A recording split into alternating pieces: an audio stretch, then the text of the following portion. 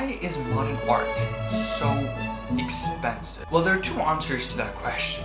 One really boring answer and one sort of interesting answer. So the boring answer to the question why modern art is actually so darn expensive and why pieces of art like this suprematist composition by Kazimir Malevich made in 1916 have a value of $85 million.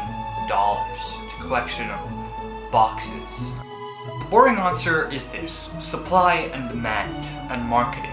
You see, modern artists tend to have less supply of artwork, hence higher prices.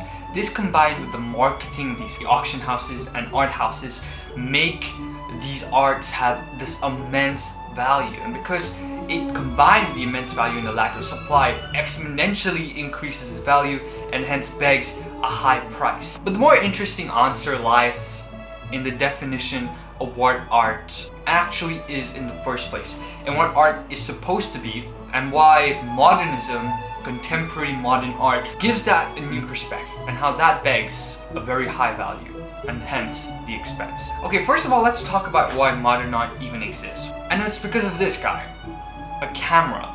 You see, back in the Renaissance period, for example, and when back in the medieval period, you used to have periods of very realistic pictures.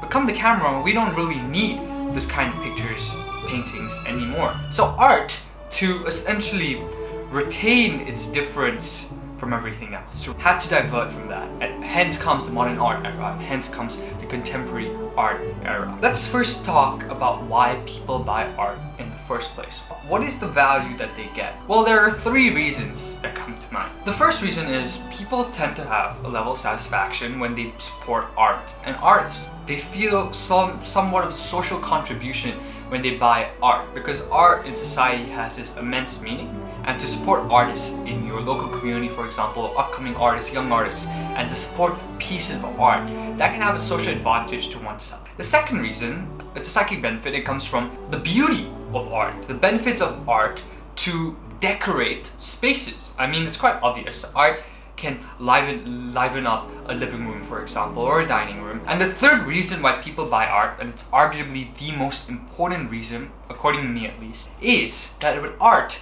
comes prestige.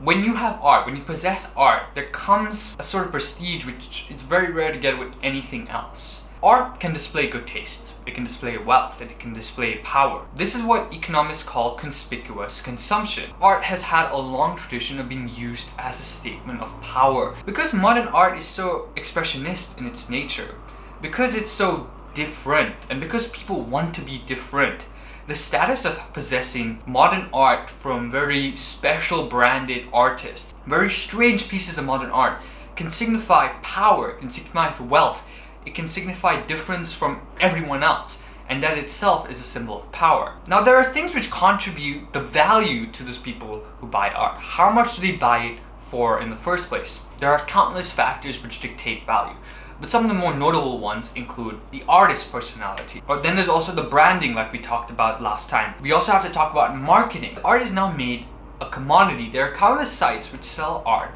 as a commodity, as an investment, instead of a piece you just buy for the appeal or the beauty or preservation. Art is becoming an investment. And because there are now more millionaires in the world, more rich people who can afford these expensive pieces of art value increases because there is more demand, there's less supply, and hence basic economics will tell you value increases. And this all adds into the brand, like we talked about just now, with the personality of the artist. The brand is arguably one of the most important things in modern art.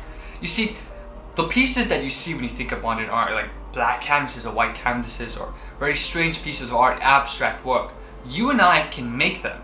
But why is it that when these certain artists make them, that they have so much more value than, let's say, when you and I made them? It's about brand. And brand is arguably one of the most important factors when considering why modern art is so expensive in the first place. And so, coupled with the reasons that we have of why people buy art in the first place, and the most important reason is that people buy it for the prestige of it. And considering that modern art has a sense of prestige already, coupled with the branding, marketing of art houses, and the fact that there's so much more branding and personality abilities that come to modern art because of its difference to the rest of art that we've seen in society, we can expect such high value. And ladies and gentlemen, story is why modern art has such beautiful meaning. You see, we started this with a piece by Kazimir Malevich, right? Another piece by Kazimir Malevich is this, The Black Square. And the black painting didn't necessarily come out of nowhere. He didn't decide one day to get up and decide to paint a black painting on this white canvas. It's the result of nearly 20 years of simplification and development, as you'll see by this video I stole from Business Insider. You see, when the black square was used, it was a symbol of the revolutionary symbol of the Orthodox religious icons.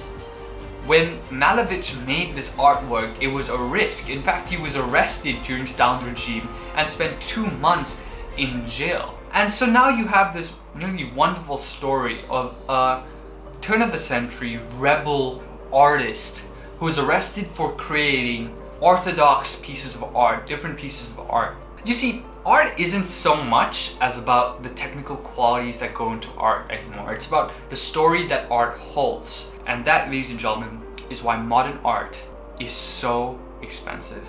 I'll leave the video there. Thank you so much for watching. Leave a comment on actually my final question on whether you think it is justified for art to be so much, and your opinion on art in general maybe. That is all. Thank you guys so much for watching, and of course, see you in the next one.